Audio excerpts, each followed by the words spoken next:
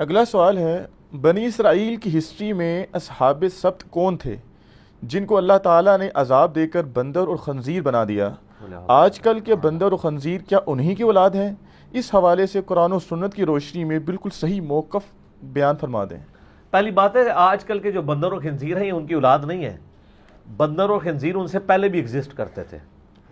یہ اللہ تعالیٰ نے عبرت کے طور پہ ان کو بندر اور خنزیر بنایا ہے۔ قرآن پاک میں مختلف جگہ کے اوپر اس کا ذکر آیا ہے۔ رہا اصحاب سبت والا معاملہ، اس کی ڈیٹیل تو آئی ہے سورہ الاعراف کے اندر، پوری ڈیٹیل کے ساتھ وہ واقعہ بھی بیان ہوا ہے کہ ان کے ساتھ یہ خنزیر اور بندر والا معاملہ کیوں ہوا۔ وہاں تو خیر بندر کا ذکر ہے، کونوا قردۃ خاسئین، ہم نے کہا کہ تم پھٹکارے ہوئے بندر بن جاؤ۔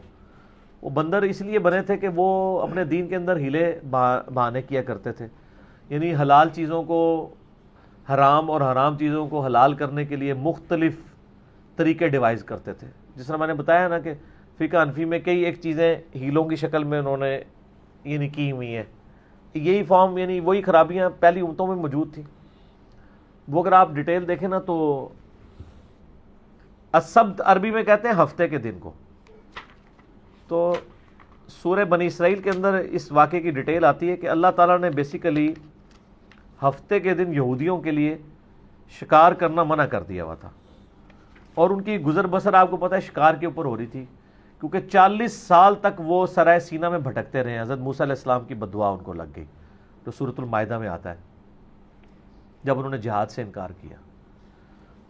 اب سرائے سینا میں وہ سمندری جھیل کے کنارے انہوں نے پڑاؤ کیا۔ یہ کئی ایک سمندری جھیلیں تھیں جن کو بعد میں جوڑ کے نا نہر سوئز بنا لی گئی ہے۔ اب تو نہر سوئز بنی ہے، وہ جھیلیں نہیں ہیں۔ یہ حضرت موسیٰ علیہ السلام نے اپنے اصحاب کو لے کے دریائے نیل پار نہیں کیا تھا۔ دریائے نیل تو مصر کے اندر سے گزرتا ہے، وہ تو ادھر آ رہے تھے یعنی فلسطین کی طرف، تو اس کے لیے ریگستان سے گزرتے ہوئے، سرائے سینا سے گزرتے ہوئے چند سمندری جھیلیں ہیں جن کو انہوں نے عبور کیا تھا آسا مار کے، تو وہ راستہ بن گیا تھا۔ تو بعد میں جب انہوں نے اپنے پیغمبر کی نافرمانی کی، جہاد میں جانے سے انکار کر دیا سوائے 2 بندوں کے، جوشوا ابن نون اور حضرت ہارون علیہ السلام کے، تو ان کو بدوا لگ گئی، تو 40 سال تک پھر وہ وہاں پہ بھٹکتے رہے۔ پھر وہ ان 40 سالوں کے اندر جو ریگستان میں نسل پڑھ کے یعنی پل کے جوان ہوئی نا، وہ ریگستان کے ٹف ماحول کی عادی تھی، اور پھر انہوں نے وقت کے پیغمبر سے ریکویسٹ کی کہ جی ہم جہاد کے لیے تیار ہیں، ٹھیک ہے تو ہم جہاد کرتے ہیں۔ پھر انہوں نے جو ہے وہ یروشلم کو فتح کر لیا۔ وہ ایک علیحدہ سے ایک ڈیٹیل ہے یہاں پہ۔ وہ اصحاب سبت کا انہی لوگوں کا وہ جو 40 سال وہاں پہ بھٹک رہے تھے نا، اس دوران ظاہر ہے کھانے پینے والا معاملہ بھی ان کے ساتھ تھا، تو انہوں نے سمندری جھیل کے کنارے جو ہے نا پڑاؤ ڈالا ہوا تھا۔ اللہ تعالیٰ نے اب ان کے اوپر یہ پابندی لگا دی کہ اب ظاہر ہے ان کو وہ سی فوڈ کے اوپر ہی گزارا تھا، ریگستان میں سی فوڈ پہ ہی آپ نے گزارا کرنا ہے، جبکہ ریگستان کے کنارے وہ موجود ہے۔ ان کے اوپر یہ پابندی لگائی تھی کہ آپ نے ہفتے والے دن شکار نہیں کرنا، باقی آپ 6 دن کر سکتے ہیں، اتوار کو کریں، سوموار، منگل، بدھ، جمعرات، جمعہ۔ ہفتے والے دن شکار منع ہے، اور ہفتے سے مراد یہ ہے کہ جمعے کی مغرب جیسے ہی داخل ہوگی شکار منع ٹل ہفتے کی مغرب تک، یہ ان کی پابندی تھی۔ باقی 7 دن 6 دن کریں۔ اچھا، لیکن چونکہ یہ اللہ نے ان کے لیے آزمائش بنائی تھی، تو آزمائش تو پھر اسی وقت ہوتی ہے نا کہ جب باقی دنوں میں مچھلیاں نہ آئیں اور ہفتے والے دن ساری مچھلیاں آ رہی ہوں، اور نہ صرف آ رہی ہوں بلکہ آپ قرآن میں دیکھیں گے اللہ تعالیٰ فرماتا ہے کہ وہ ان کے سامنے چھلانگیں مارتی تھی، اور انہوں نے چھیڑ دیا، سنا پڑھو نہ سانو۔ یہ میں آپ کو الفاظ پڑھ کے سناتا ہوں۔ اور اللہ نے فرمایا یہ ہم نے جان بوجھ کے ایسے کیا تھا تاکہ آزمائش تو تبھی بنتی تھی نا، اگر باقی دنوں میں مچھلی آ رہی ہوتی اور ہفتے والے دن بھی آ رہی ہوتی تو ان کے لیے آزمائش کیسے بنتی؟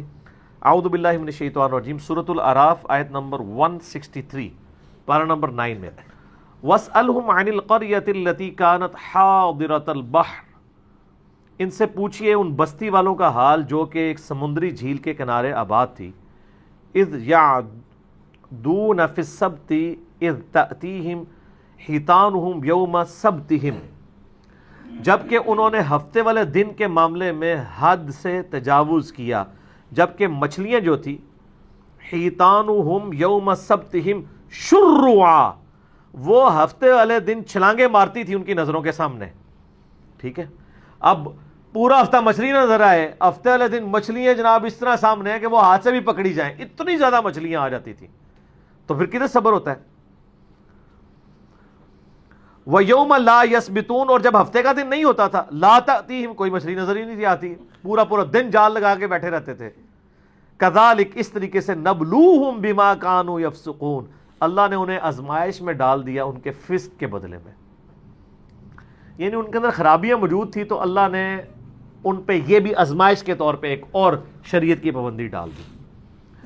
وَإِذْ قَالَتْ أُمَّةٌ مِّنْهُمْ، اب کیا ہوا کہ بنی اسرائیل میں 3 گروہ بن گئے۔ اس کا پورا واقعہ نا انہی آیات کے کانٹیکسٹ میں المستدرک للحاکم میں موجود ہے۔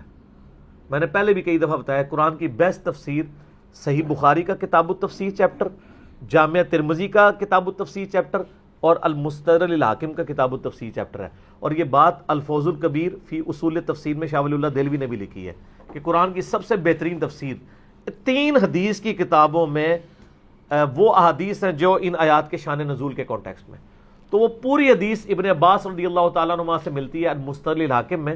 وہ کہتے ہیں کہ ان سے اکرمہ تابعی جو ہیں وہ بیان کر رہے ہیں، 3 گروہ بن کے، وہ فٹن اس میں بیٹھتی ہے، 3 گروہ بن کے، ایک گروہ وہ تھا جنہوں نے یعنی یہ ارادہ کیا کہ اب بات یہ کہ تو پورا ہفتہ مچھلی کوئی نہیں آتی ہے، تو انہوں نے یہ کیا کہ انہوں نے ہفتے والے دن جو ہے نا وہ مچھلیاں شکار کرنی شروع کر دی، اور انہوں نے ہلا یہ کیا کہ اللہ تعالیٰ تو مچھلی کھانے سے منع کیا ہے نا، ہم شکار ہفتے کو کر لیں گے، اس دن روزہ ہی رکھیں گے، اتوار دن کھول لیا کریں گے روزہ، ٹھیک ہے۔ اور بعض روایتوں میں یہ بھی آتا ہے کہ وہ ہفتے والے دن انہوں نے سمندر کے ایڈجسٹنٹ گڑھے کھود لیے، جب وہ مد و جزر کی وجہ سے پانی اوپر چڑھتا تھا نا تو مچھلیاں ان گڑھوں میں پھنس جاتی تھی، جب پانی اترتا تھا مچھلی تو ظاہر ہے واپس نہیں جا سکتی، گڑھے میں پھنس گئی، تو اتوار الدین آرام سے گڑھے سے وہ مچھلی نکال لیتے تھے، وہی نا کتا لال کرنا، جس نے مولوی بھی اینج کر کے اینج کان پکڑنے کی کوشش کرتے ہیں۔ تو وہ 3 گروہ بن گئے، ایک گروہ نے تو یہ کام شروع کیا، دوسرا گروہ تھا جو ان کو روکتا رہا کہ بچ جاؤ اللہ کا عذاب آ جائے گا، جو ہم بھی کر رہے ہوتے ہیں آپ لوگوں کے ساتھ کہ خدا کے لیے آپ کو کہیں اور لے جائیں گے یہ۔ اور تیسرا گروہ تھا میٹھی میٹھی باتیں کرنے والا، اپنے اپنے علماء سے پوچھ کے چلیں، کسی کو چھیڑے نہ، اپنا چھوڑے نہ، یہ گروہ بھی تھا ان میں۔ اور وہ اس لیول کا تھا کہ جو سمجھا رہے ہوتے تھے نا وہ ان کو کہتے تھے کیوں سمجھا دیں، انہوں نے نہیں پتا، انہوں نے اپنی قبر ہی جانا ہے۔ یہ الفاظ ہے قرآن میں اسی طرح کے ملتے جلتے الفاظ آئیں گے، اب سنیں۔ وَإِذْ قَالَتْ أُمَّةٌ مِّنْهُمْ، جب ان میں سے ایک امت کے ایک گروہ نے کہا، لِمَ تَعِظُونَ قَوْمًا اللَّهُ مُهْلِكُهُمْ أَوْ مُعَذِّبُهُمْ عَذَابًا شَدِيدًا، تم کیوں ان کو سمجھا رہے ہو، ایسی قوم کو کہ جن کو اللہ خود ہی ہلاک کر دے گا، عذاب دے دے گا، تسی اپنی قبر ہی جانا ہے، وہ پٹھا کام کر رہے ہیں تو وہ اپنی قبر میں جائیں گے، آپ کو کیا تکلیف ہے؟ ہمیں بھی لوگ کہہ رہے ہیں تنوں کی تکلیف ہے، اے جناب تکلیف سن لو۔ تو وہ قوم کیا کہتی ہے، قالوا معذرۃ الی ربکم، ہم تو صرف اس لیے ان کو سمجھا رہے ہیں کہ ہم اپنے رب کے حضور معذرت پیش کر سکیں کہ یا اللہ ہم نے برائی ہوتے دیکھی تھی تو روکا تھا، گونگے شیطان نہیں بنے تھے، ہم اپنا بچاؤ کرنا چاہتے ہیں کہ اللہ کہ یار تم اہل ایمان تھے، تم مجھ سے محبت کرتے تھے، میرے یعنی نام کے اوپر نافرمانیاں ہو رہی تھیں اور تم میرے نام کا دم بھرتے تھے اور تم نے ان کو سمجھایا نہیں ہے۔ ہائے ہائے ہائے،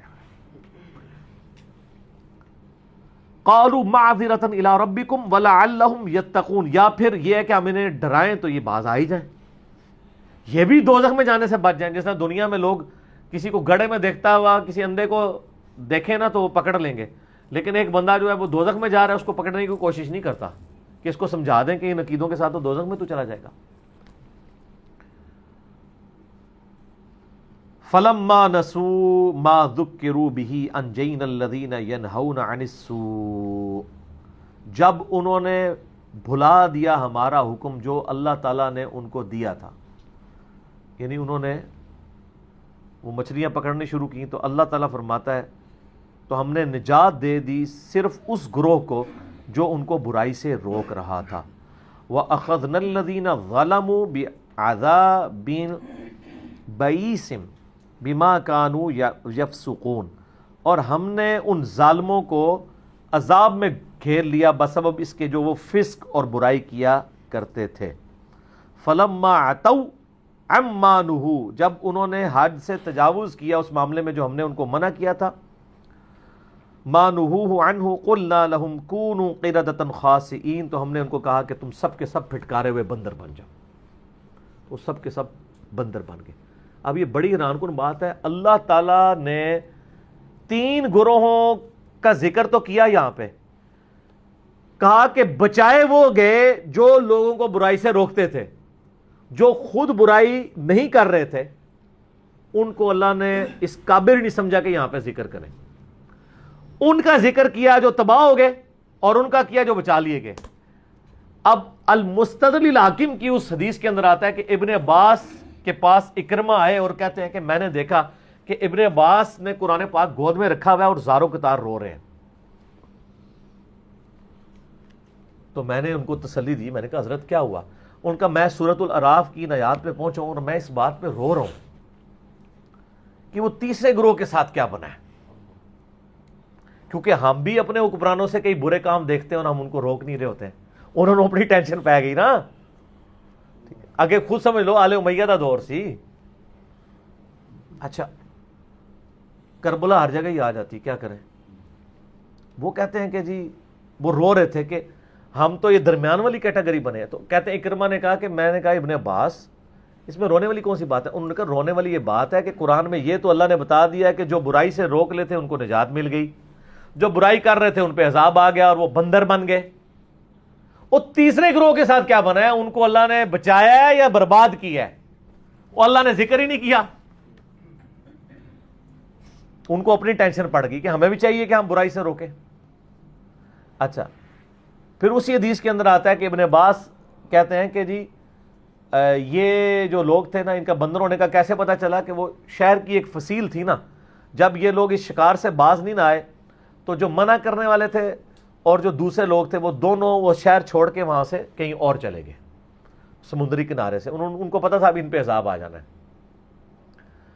پھر وہ کچھ دنوں کے بعد آئے اور انہوں نے آ کے نا آوازیں دی کہ دروازہ کھولو، شہر کا دروازے کوئی نہیں کھول رہا. پھر وہ سیڑھی لگا کے جب وہ اس فصیل کی چھت پہ چڑھے تو انہوں نے دیکھا کہ اندر تو سارے بندر بنے ہوئے.